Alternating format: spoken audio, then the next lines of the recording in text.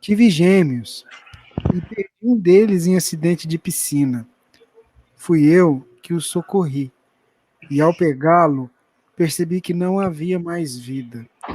Será que consigo vencer o trauma de ver o corpo boiando depois desta encarnação? A perda dos nossos filhos é sempre uma ferida muito grave aberta nas nossas almas. Não é fácil superar esse drama. A gente demora muitos anos para conseguir fazer com que essa ferida feche. A gente às vezes melhora, aí num dado dia bate uma saudade, você chora demais, aí você vai lá para baixo, depois você melhora, então você vai oscilando. E os anos vão se passando e você melhora, às vezes piora. Mas essas coisas vão acontecendo de tal maneira que quando a gente cai, a gente já não cai onde estava, cai um pouquinho mais em cima e melhora. Quando cai, cai um pouquinho mais para cima e a gente vai num lento processo de melhoria.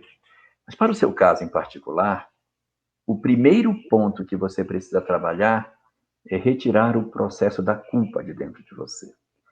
Esse é um fenômeno muito comum. A quase totalidade dos pais que perdem seus filhos experimentam esse processo de autoculpa.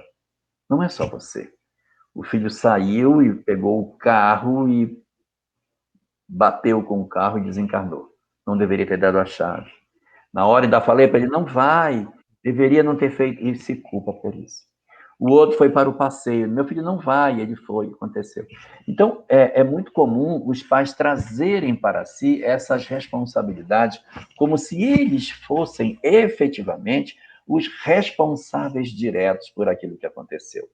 Porém, Renata, o processo da desencarnação é um fenômeno muito mais grave, ele é um fenômeno muito mais significativo nas nossas existências do que nós pensamos.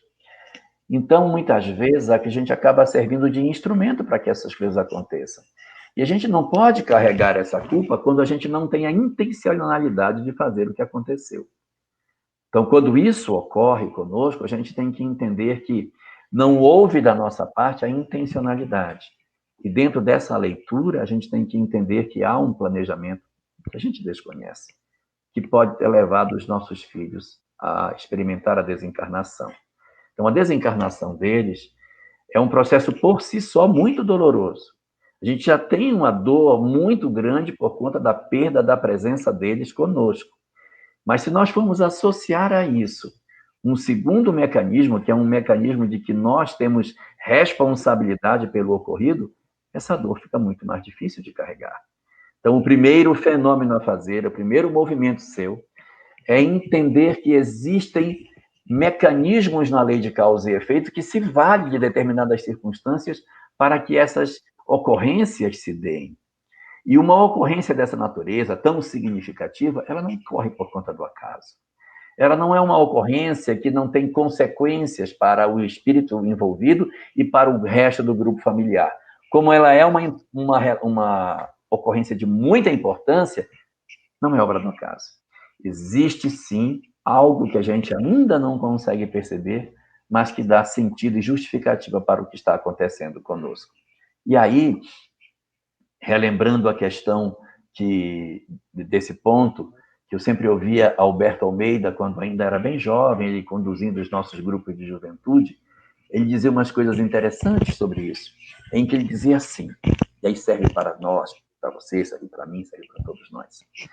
Quando a gente perde alguém, ao invés de nós lamentarmos a perda da companhia desse companheiro, a gente deve lembrar o quanto foi bom ter estado com esse companheiro durante o tempo que a vida nos concedeu. Porque nós vamos voltar a conviver com eles novamente. Então, nessa dinâmica, eu lhe diria 3 coisas fundamentais. Primeira das coisas, ocorrências tão significativas como a desencarnação não podem ser culpa de de um desatento, uma falta de atenção nossa, mas corre por conta de uma programação que nós ainda não estamos alcançando. Ponto número 2, não se fixar no negativo, se fixar no positivo. fato do tempo de convivência que a gente tem, no tempo de experiência que a gente viveu com esses companheiros, sabendo que a imortalidade existe e que nós iremos reencontrar os nossos amores mais à frente, isso serve para nós do grande alento, para que a gente consiga atravessar em paz esses dias tormentosos da falta dos nossos entes queridos perto de nós. E a terceira coisa que eu queria dizer para você é, eu disse que era uma ferida muito profunda a perda dos nossos filhos, mas ela é uma ferida que ela vai cicatrizar.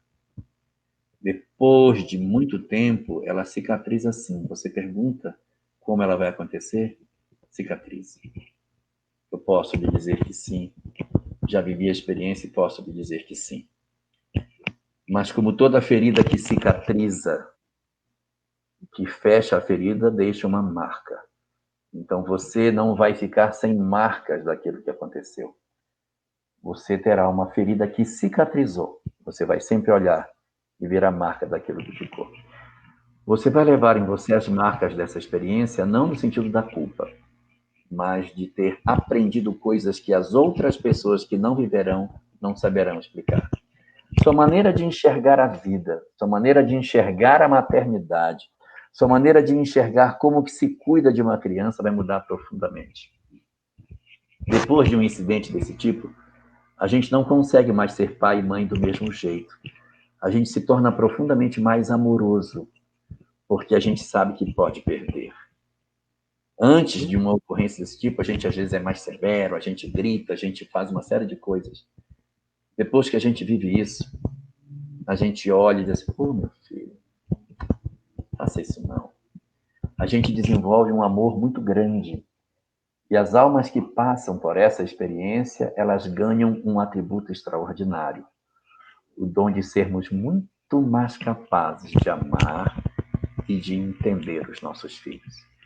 Então, que você aproveite essa experiência e ganhe esta sabedoria extraordinária que está reservada somente para as almas que vivem esse tipo de cicatriz no curso da existência.